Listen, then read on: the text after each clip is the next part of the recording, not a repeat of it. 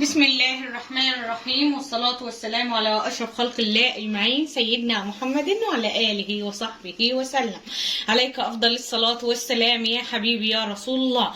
إن شاء الله بإذن الله النهاردة هنعمل أسهل وصفة فطير مشلتت على البوتاجاز من غير فرن بطريقة سهلة جدا. هيطلع معاك مورق مستوي كويس قوي وهنشوفه مع بعض. هنا عشان نعمل العجينة الأول عندي هنا 4 كوبايات من الدقيق. المية طبعا بننزلها تدريجي على العجينة، بس المهم نحصل على عجينة طرية. وبحط لها 2 معلقة كبار من الزيت بمعلقة الأكل، وعندي معلقة كبيرة من السكر، نص معلقة صغيرة من الملح، والفانيليا زي ما قلت لكم اختياري، يعني حابة تحطيها حطها، مش حابة تحطها ما تحطهاش، بس هي ما بتعملش حمو في الفطير بس كده. وطبعا برضو بحط لها معلقة صغيرة من الكيك شيف. ببدأ بقى انزل بالمكونات اهي. بصوا معلقة صغيرة، ننزل بالسكر والملح والفانيليا بالطريقة دي، وببدأ اقلب المكونات دي الاول مع بعضيها كويس قوي مع الدقيق، وبعد كده بنزل بمعلقتين كبار من الزيت، وبعد كده بقى هبدأ انزل بالمية واعجن. وكل ما احس ان في منطقه في الدقيق مكان ما تغلفش بالميه برجع انزل شويه ميه بالطريقه دي، وابدا اعجن العجينه كويس قوي.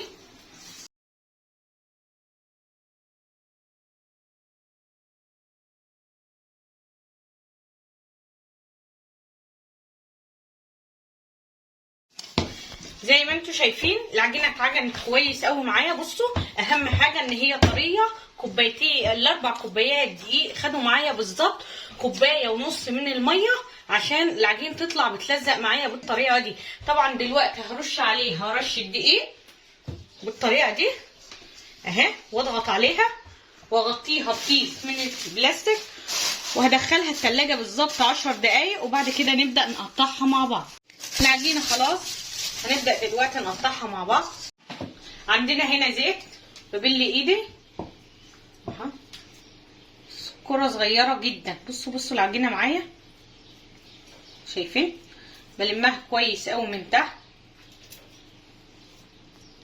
اهو. شايفين العجينة جميلة جدا وممتازة جدا. بس كده ببدأ اقطعها كور صغيرة، وبعد كده بغطيها ادهن وشها بزيت واغطيها بكيس بلاستيك واسيبها كمان 10 دقايق، وبعد كده نبدأ مع بعض نفردها. طبعا احنا هنا عندنا 2 معلقة كبار مليانين من السمنة، وعندي هنا لان السمنة متجمدة بما اننا في الشتاء، وعندي اقل من ربع كوباية صغيرة زيت، ومعلقة كبيرة من القشطة. بالطريقة دي بنزل عليها نص معلقة صغيرة. بصوا بالطريقة دي ممسوحة من الكيك شيف او البيكنج باودر بس كده، وبقلبها كويس قوي مع السمنة والزيت والقشطة. عندي هنا بسم الله ما شاء الله زي ما انتم كده شايفين العجينة بتاعتنا بالظبط قطعت معايا 5 فطاير. باجي كده اشيل بصوا العجينة، وابدأ انزلها هنا اهو، وابدأ افردها بايديا.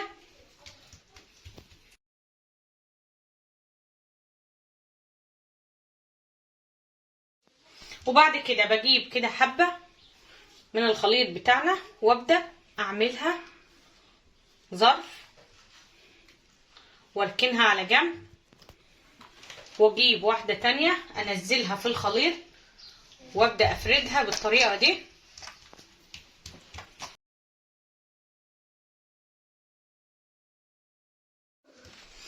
ببدأ اجيب الظرف احطه من جوه ورشة خفيفة من الخليط بتاعنا، وابدأ اقفل عليه كمان ظرف بالطريقة دي اهي، واكمل كده لحد لما اعمل 4 طبقات. عملنا طبقتين، فاضل طبقتين كمان. كده خلصت ال5 فطاير بنفس طريقة الفرد اللي انتوا شفتوها. عملت الفطيرة 4 فطيرات صغيرين جوه بعض، وبعد كده رصيتهم في صينية مدهونة دهنة زيت. وبعد كده دلوقتي هنبدأ نشتغل من اول واحدة فردناها. لو انت في الصيف دخليه بس بعد ما فردتيه وحطيتيه على الصينيه بعد ما فردتيه وعملتيه فطاير بالطريقه دي، دخليه زي ما هو على الصينيه وانت مغطياه التلاجة بس تلت ساعة او نص ساعة، وبعد كده ابدأي افردي في الفطير هتلاقيه معاكي زي الفل. بس بما اننا في الشتاء والجو ساقع فهو على طول بصوا السمنة فيه، بصوا الفطير عامل ازاي. دلوقتي هنبدأ نفرده ونبدأ نسويه على البوتاجاز في طاسة من غير فرن ومن غير تعب ومن غير اي مجهود. الفطيرة بنجيبها كده، بصوا بتفرد معايا ازاي، جميلة جدا. ودلوقتي عندي طاسة سخنت على النار، بعد ما فردناها بالطريقة دي هنبدأ نحطها على طول في الطاسة ونبدأ نسويها. طبعا الطاسة دهناها من نفس الخليط اللي احنا كنا بنفرد بيه. بنبدأ ننزل بالفطيرة بتاعتنا بالطريقة دي ونخلي النار عليها وسط عشان الفطيرة تستوى كويس قوي معايا.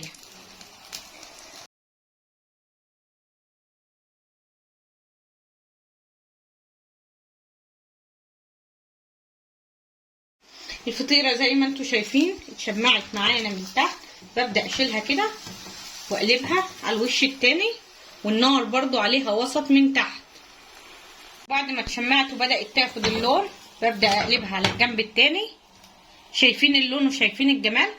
اسرع فطير مشلتت ممكن تعمليه في الطاسة على البوتاجاز، ما بياخدش وقت خالص.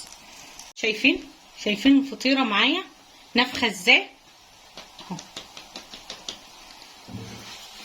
بفضل اقلبها بالطريقة دي. شايفين فطيرة جميلة جدا. شايفين الفطيرة معايا نفخة ازاي، بصوا شايفين الجمال. شايفين التسوية ممتازة جدا وريحته جميلة جدا.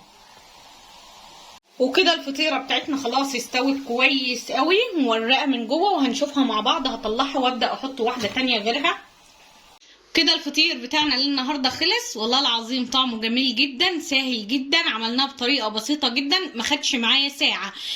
لو حابه تعمليه في الفرن هتضطري بقى تجيبي صينيه كبيره وتبداي تبططي الفطير، كل فطيره لوحديها، وبتدهني وشهم قشطه وبتدخليهم الفرن لازم تبقى سخنه جدا عندك وشغاله من فوق ومن تحت على اعلى درجه حراره. بتحطيه على الارضيه، اول ما ياخد اللون الذهبي بتروحي رافعاه على الرف الوسطاني عشان ياخد اللون كمان من فوق.